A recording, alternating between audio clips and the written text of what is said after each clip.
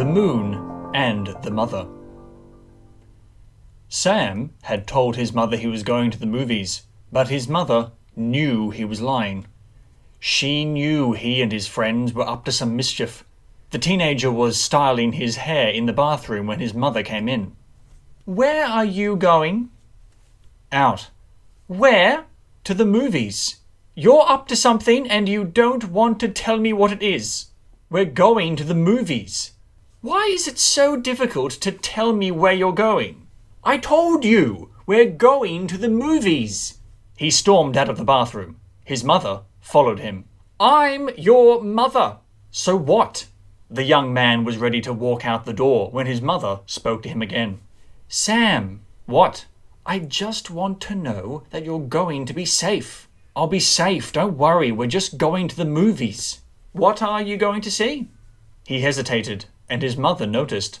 "You're going to do something silly and you won't tell me what it is. Leave me alone. You don't think about anyone but yourself." The woman walked over to the living room window. She opened it and looked outside. There was a full moon in the sky. "Where are you going?" "Out."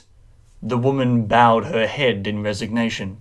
"I'll be back later," he said, in a different tone, trying to console her. She did not look at him. "I'd like to know where you're going." "I'm 19 years old. I can go where I like." The woman was silent. "I'm sick and tired of being told what to do." She did not answer. "I'm not coming back until tomorrow," he said. His mother offered no response. "What do you think about that?" "You might not find me here," she said, looking at the moon. There was silence for a moment. "What do you mean?" "Why can't you tell me where you're going?" "I've told you 1,000 times, we're going to the movies." Nothing was said for a while. The boy did not have the conviction to walk out of the house. Something in his heart, though he knew not what, remained unresolved. "What are you looking at?" "The moon. It's full." "I have to go." "You were conceived on a full moon." "Mom, your father took me to the beach. We had a picnic." "I'm going." "He said he was jealous of the moon. He said that I used to look at the moon more lovingly than I looked at him. He said I was in love with the moon. My friends are waiting." Sam's mother turned around to face him. She looked beautiful in the moonlight, and in that moment he saw her as a woman who could be desired. She looked at him for a moment, then walked sadly out of the room. Sam put on his jacket and turned off the lights. He thought about how strangely the argument with his mother had ended on this occasion. The house was dark, except for the moonlight, which poured into the room and created unfriendly shadows. The house he had known for years suddenly seemed unfamiliar to him. He walked over to the window and looked out at the night sky. The moon was shining brightly. He felt it staring at him. He trembled slightly, then shut the window, convincing himself that he had felt a draft. But it was no draft he had felt. He had felt the glower of the moon itself. He felt safer with the window shut. The moon seemed less intimidating when seen through the glass. He was still looking at it when a great cloud moved slowly across its face until it had been covered completely. But what he saw next defied belief and made his heart turn cold. The glow of the moon behind the clouds began to diminish until it waned completely, leaving the sky pitch black. But as strange as the darkening of the sky was the simultaneous waxing of light in the living room. He felt a sense of despair.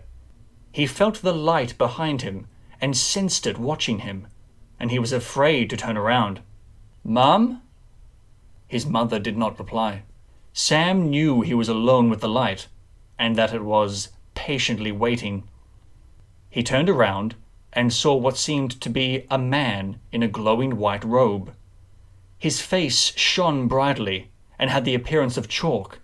His robe seemed opaque, but became translucent when it stirred in the breeze. Sam felt threatened. The man, or so it seemed, stared at him, and presently a cheesy grin came across its face. "What do you want?" Sam asked. "Your mother." Sam felt his heart sink. Why?" he stammered. The figure grinned. "Who are you?" "I'm the man in the moon," it said, and it broke off into laughter. Sam spun around and looked up into the sky. It was dark, but for some stars. He scanned the vault of the universe, but there was no moon to be seen. Surely this was impossible. Had the moon descended? How ridiculous, he thought. Perhaps the moon had disappeared behind a house, or had sunk beneath the horizon. He looked even harder. "There's no moon tonight," the figure said. "I saw it before." "Not anymore. My mother's not here. She's in love with the man in the moon." "She's not here." "In love with the man in the moon." "No, please." "In love with the man in the moon." "Please go." "The man in the moon. The man in the moon. She's in love with the man in the moon." "Go away." "In love with the man in the moon." Sam was about to take an aggressive step towards it when he saw his mother walk into the room between them, as if under a spell. "Mum!" he screamed, but she was deaf to his call. "Mum!" He tried again, but she did not notice him. "She's in love with the man in the moon," the figure repeated, and it grinned its cheesy grin. The woman walked slowly and deliberately towards the window. She opened it and looked out into the blackness. She seemed sad. "She's in love with the man in the moon," it said again. Sam appealed to his mother with all the tenderness in his heart. "Mum, please." But the woman took no notice of him and kept staring at the sky. The figure approached and stood beside her. It took her by the hand, and together they looked out into the sky. Sam felt sick. He closed his eyes and prayed to God that it was all a dream. When he dared to open them again, his mother was gone, and the moon was high in the sky as it had been before. The young man broke down and sobbed upon the windowsill. A moment later, Sam heard his name being called. It was his mother. He looked out into the sky. "Sam?" The voice had come from behind him. He turned around and saw his mother standing there in the room. "Aren't you going out?" Sam looked at the moon and thought. He looked at his mother, who was waiting for a reply. "I don't think so." "Why not?" she asked, wondering how such a change of heart could have come about so quickly. Sam looked at his mother, as if he were seeing her after a long absence. He felt closer to her than ever before. "I'd rather stay with you," he said, and he went to her and embraced her tightly.